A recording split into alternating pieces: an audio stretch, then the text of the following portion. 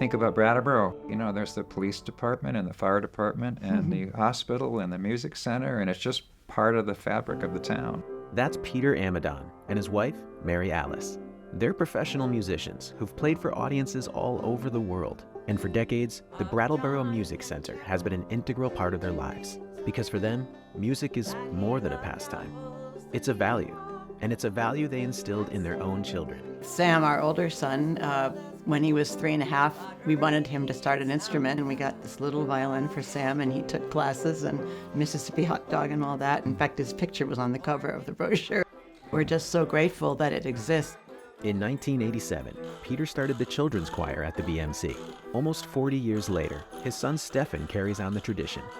I started it so that my boys could be in a group of singers and have that experience. But the other reason I started it was because I was a music teacher in Brattleboro, and I noticed that in every class there were like 2 or 3 kids that were really wonderful singers, whose parents didn't particularly even know that they were good singers. A lot of children discover that they actually really enjoy music deeply, and they get more deeply into it than they wouldn't have. So part of the reason I restarted the Brattleboro Children's Choir was because children who were in the original one have now returned to Brattleboro with kids of their own, and they were like, where's the children's choir? I want to sign my kids up. The BMC is a community, unto itself. The BMC was a whole world that, expanded my understanding of music beyond that into classical music in terms of having, violin lessons and singing in the children's choir, just to be exposed to all these incredible different sides of music. BMC has been very supportive of saying we want kids to have a positive musical experience. We're not looking for a fancy concert yet. But on the other end, the concert choir has plenty of gray-haired people like us. What a community of wonderful people.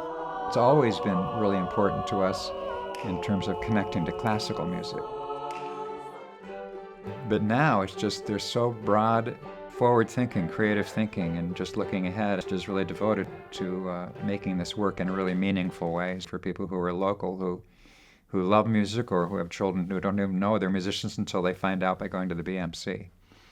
And I've talked to people who are, say, 70 years old. I remember someone saying to me, I just started studying the cello with Zanistas, and I just love it. I just love it. It's like this whole, it's not about, becoming a great cellist at that point. It's just this incredible experience that feeling the vibrations of the cello, just that physical, visceral experience that they've never experienced before. And I think it's get incredible new joy and new territory. 1, 2, 3.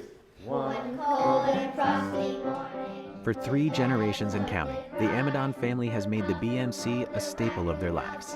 So have thousands of other families through the decades, all of them with a common goal: to share the love and value of music. Music is deep, and it's an amazing thing for your fingers and your brain, and, emotionally in terms of the power music can have. But it's such a profound thing just as a medium for friendship. When I grew up in Brattleboro, I just thought this is what every town would have. But when you go elsewhere, you really understand how rare it is to have something that really brings those elements together.